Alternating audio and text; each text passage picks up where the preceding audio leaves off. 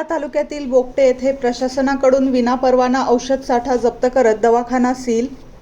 राज्यभर भेसळ, प्रतिबंधित गुटखा विक्री, असुरक्षित अन्न उत्पादन आणि नियमभंग करणाऱ्या आस्थापनांविरोधात विशेष धाडी व जप्ती मोहीम राबवण्याचे अन्न व औषध प्रशासनाचे आयुक्त तुकाराम मुंढे यांनी निर्देश दिले असून मुंबई, कोकण, पुणे, नाशिक, अमरावती, नागपूर आणि छत्रपती संभाजीनगर विभागात व्यापक कारवाई करण्यात आली असून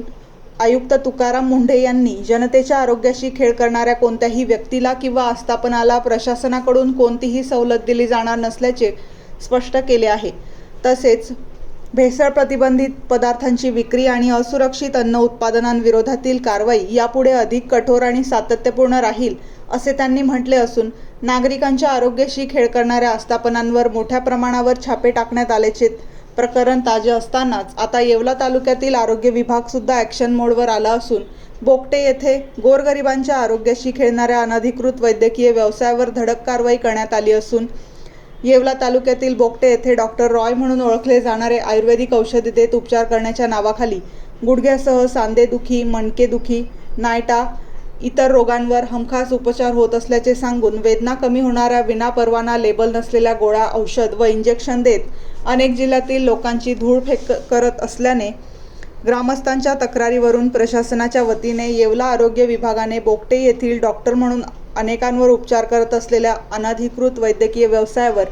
प्रशासनाकडून येवला येथील आरोग्य अधिकारी डॉक्टर तारूर यांच्या वतीने स्पेशल पथकाच्या माध्यमातून धडक कारवाई झाली असून दवाखाना सील करण्यात आला आहे। तसेच कारवाई दरम्यान मिळून आलेले अवैध गोळ्या, औषध व उपचारासाठी लागणारे साहित्य आढळून आले असून सर्व संशयास्पद वस्तूंची शासनाच्या वतीने पडताळणी करण्यात येत आहे। तसेच वरिष्ठ अधिकाऱ्यांच्या मार्गदर्शनाखाली सर्व प्रक्रिया पूर्ण केली जात असून आरोग्य विभागाच्या वतीने संबंधित विभागास पुढील अहवाल सादर करत लवकरच या प्रकरणी दोषींवर कडक कारवाई केली जाणार असल्याची माहिती समोर येत आहे। तसेच कारवाईनंतर डॉक्टर रॉय फरार झाले असल्याचे निदर्शनास येत आहे। मात्र या कारवाईमुळे अनेकांचे धाबे दणाणले असून परिसरात खळबळ उडाली आहे। तसेच या प्रकरणी प्रशासन काय कारवाई करते याकडे सर्वांचे लक्ष लागले असून कारवाई न झाल्यास तीव्र आंदोलन छेडण्याचा इशारा येथील ग्रामस्थांनी दिला आहे।